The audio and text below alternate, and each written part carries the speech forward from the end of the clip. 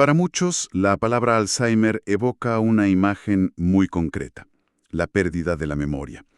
Es la enfermedad de los abuelos, esa que vemos en las películas, reducida a un olvido triste pero casi simple. El autor del material que tenemos hoy, Federico Martínez Galvis, cuenta algo que se me quedó grabado. Su madre, mucho antes de enfermar, solía bromear cuando olvidaba algo. Decía, ¡ay, ya me está llegando el Alzheimer! Escuchar eso en retrospectiva es escalofriante. Y sin embargo, en un mundo a veces tan lleno de dolor, la idea de poder olvidar no siempre suena como la peor de las maldiciones. Hoy nos adentramos en su ensayo, del Alzheimer, la eutanasia y las ideas religiosas. No es un texto médico, es un testimonio. Y nuestra misión aquí es usarlo como guía para entender qué es realmente esta enfermedad, mucho más allá del cliché de la memoria, y confrontar las preguntas increíblemente difíciles que nos obliga a hacernos sobre lo que significa estar vivo. Exacto. Es importante que partamos de esa base. Esto no es un análisis clínico, es una exploración del alma humana frente a un abismo. El ensayo de Martínez Galvis es brutalmente honesto. Nos va a llevar a lugares incómodos, a cuestionar ideas que damos por sentadas sobre la vida, la muerte y la compasión. Es un viaje al corazón de una de las experiencias más duras que una familia puede enfrentar. De acuerdo. Empecemos por ahí, por desarmar esa idea simplista de la que hablaba. El autor es muy rápido en decirnos que esto no se trata de olvidar dónde dejaste las llaves. Para nada. De hecho, esa es quizás la manifestación más superficial. El texto lo define con precisión. Es una enfermedad neurodegenerativa progresiva. La palabra clave es progresiva, ¿no? Funcionar de un día para otro. Se va apagando lentamente. Se deteriora. Y no solo se pierde la capacidad de almacenar nuevos recuerdos, se pierde la capacidad de razonar, de comprender el lenguaje, de regular las emociones, la conducta. En esencia, se desmorona toda la arquitectura de la mente. Y es ahí donde el ensayo empieza a describir las cosas que nadie te cuenta. Por ejemplo, que el proceso puede durar 10, 15, hasta 20 años, una agonía a cámara lenta. O el detalle de cómo algo tan básico como una operación matemática sencilla, que para su madre era algo automático, primero se convierte en un esfuerzo monumental, y después en un imposible. Es la frustración de sentir cómo se te escapa la capacidad de entender el mundo. Es que no es solo perder el pasado, es perder la capacidad de procesar el presente. El autor describe cómo el paciente pierde la habilidad de conectar causa y efecto, de entender por qué las cosas suceden. La realidad se vuelve un ruido confuso y a menudo aterrador. Y si esa es la frustración del paciente, la contraparte es la impotencia absoluta del que cuida. El ensayo usa una frase que es un golpe. La impotencia de ver a alguien a quien quieres desaparecer frente a tus ojos sin poder hacer nada. Uf. No es una metáfora. Es la descripción literal de ver cómo la identidad, la personalidad, todo lo que definía a esa persona se va borrando. Y ese borrado no ocurre en el vacío. El ensayo es muy claro en que el impacto en quien cuida es casi tan brutal como en el paciente, pero de una manera completamente distinta. No es una enfermedad pasiva. Para nada. Cambia constantemente. Un día el problema es que la persona no reconoce a su familia, al día siguiente el problema es un ataque de agresividad y al otro una apatía total. Obliga al cuidador a vivir en un estado de alerta permanente, adaptándose a una nueva realidad cada mañana, sin tiempo para procesar el golpe del día anterior. Cuando crees que ya entendiste la nueva normalidad, Ya, la enfermedad mutó otra vez. eso me lleva a uno de los conceptos del texto que más me impactó, algo de lo que casi no se habla fuera de los círculos de psicología. El duelo que no termina. Sí, lo fascinante aquí es cómo lo desglosa. No es el duelo tradicional que conocemos, donde hay una pérdida, un funeral, un proceso de cierre. Aquí, la persona que amabas empieza a desaparecer desde el primer diagnóstico. Psicológica y emocionalmente, esa persona ya no está o está solo a ratos. Pero su cuerpo sigue ahí, presente. Y esa presencia física impide el cierre. Es una ambigüedad insoportable. Vives con un fantasma. Es el cuerpo de tu madre, pero su esencia ya se fue. No puedes soltarla porque está viva, pero tampoco puedes reencontrarte con ella porque ya no es ella. El autor lo describe como un duelo suspendido, crónico. Vives atrapado entre la culpa de desear que todo termine para que su sufrimiento y el tuyo acaben, y el terror de saber que cuando termine, ya no quedará absolutamente nada. Se llora todos los días, a pequeñas dosis. Se llora la anécdota que ya no puedes compartir, la conversación que ya no puedes tener, el consejo que ya no puedes pedir. Y a ese peso emocional se le suma algo muy concreto, la fatiga del cuidador.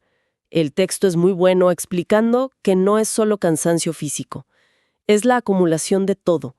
Es el estrés de ver a tu ser querido desvanecerse, la inestabilidad de no saber qué pasará mañana, la pérdida total de tu propia libertad.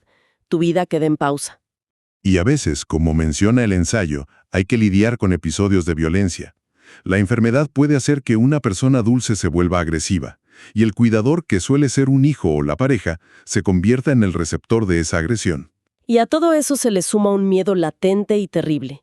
El miedo a padecer la enfermedad en el futuro, porque a menudo hay un componente genético. Es una tormenta perfecta de factores estresantes. Y no hemos hablado de la carga económica.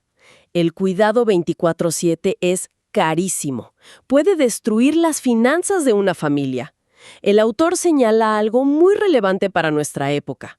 En un mundo con familias más pequeñas, con menos hijos, toda esa carga, la emocional, la física, la económica, suele recaer en una sola persona. No hay red de apoyo. Exacto. Y hay otra carga de la que habla el texto, una más sutil.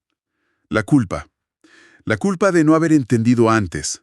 Al principio, es muy difícil distinguir si un comportamiento extraño, un olvido, un comentario fuera de lugar, es un síntoma o un acto voluntario. Claro. La primera reacción puede ser de enojo, de frustración. ¿Por qué me dices eso? ¿Por qué no pones atención? Y cuando por fin llega el diagnóstico y entiendes que esa persona ya no tenía control, te inunda una culpa devastadora por todas las veces que perdiste la paciencia. Esa culpa es un peso que acompaña al cuidador durante años. Es la herida de saber que juzgaste a alguien que ya no estaba en capacidad de defenderse o de explicarse. Y todo esto junto, el duelo crónico, la fatiga, la carga económica y la culpa, nos lleva al corazón del ensayo. Sí. Porque después de pintar este panorama tan desolador, el autor da un giro y nos obliga a preguntar, ¿qué estamos haciendo como sociedad? ¿Por qué nuestra única respuesta es sostener una vida así, sin importar el costo humano, emocional y económico para todos? Y aquí planteo una contradicción que es como mínimo incómoda. Pone el ejemplo de nuestras mascotas.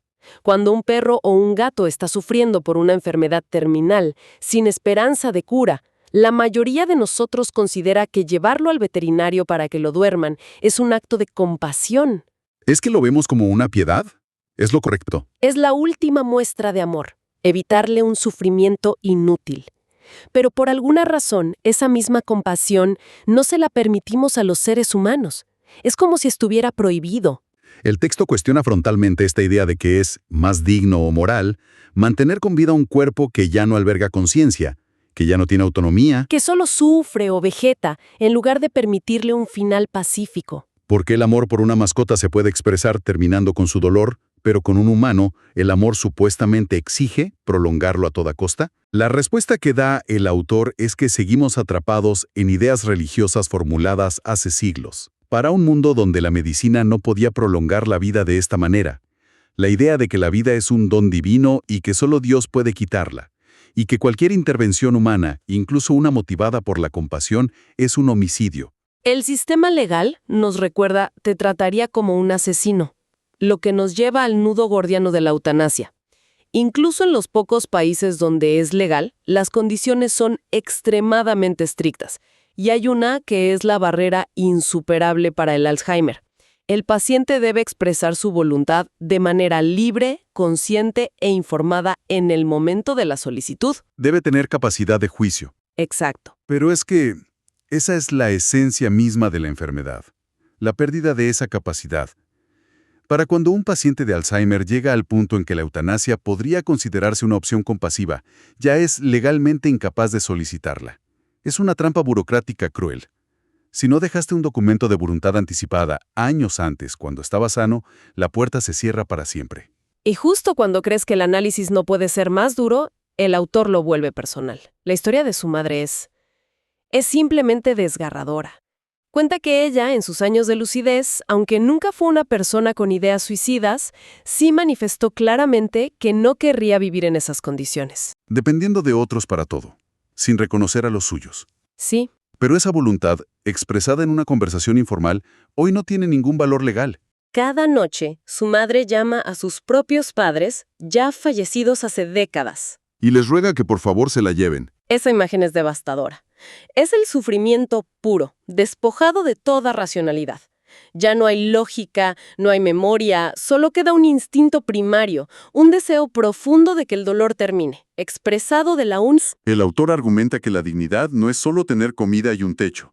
Dignidad es conservar la intimidad, es poder decidir sobre tu propio cuerpo, es moverte con libertad, es en esencia ser dueño de tu propia existencia. Para sacudirnos de nuestra complacencia, utiliza una imagen cruda, casi violenta. Dice que como sociedad nos parece más humano y compasivo mantener a una persona viva, aunque se coma sus heces, aunque dependa de otros para absolutamente todo. Es una frase brutal, pero la usa para exponer lo que él considera una hipocresía. Es una acusación muy fuerte, la de llamar tranquilidad moral a lo que se disfraza de compasión. Porque te obliga a preguntarte, ¿para quién se está prolongando esa vida? ¿Para el paciente que sufre? ¿O para que nosotros, los sanos, no tengamos que tomar una decisión imposible y mancharnos las manos con la complejidad de la muerte? Exacto.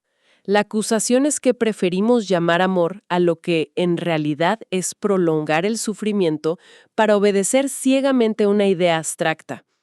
Y esto conecta con lo que la neurociencia moderna confirma y el texto reafirma de forma experiencial. La conciencia, el yo, no es un alma etérea flotando independientemente del cuerpo. Es un producto del cerebro. Es un producto del cerebro. El Alzheimer es la prueba más cruel de que cuando el órgano se deteriora, la conciencia se extingue. Entonces la pregunta se vuelve inevitable.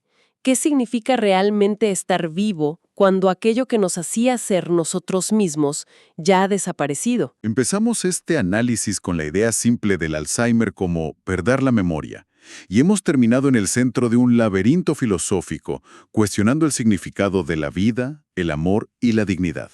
El ensayo de Martínez Gálvez nos ha arrastrado por los costos ocultos y profundos de una enfermedad que no solo borra a una persona, sino que devasta el ecosistema emocional de todos los que la rodean. Y no es un tema marginal o lejano. Las cifras de la Organización Mundial de la Salud son claras. Más de 55 millones de personas viven con demencia en el mundo. Y con una población que vive cada vez más años, este no es un problema que vaya a desaparecer.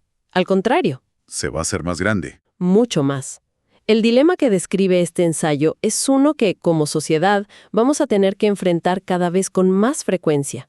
Es una conversación que ya no podemos posponer. El autor cierra su ensayo cuestionando ese mandato social y religioso que confunde respirar con vivir, que pone la biología por encima de la biografía. Y nos deja con una reflexión final, un pensamiento incómodo para llevarnos a casa. Nos invita a hacer un ejercicio de empatía radical.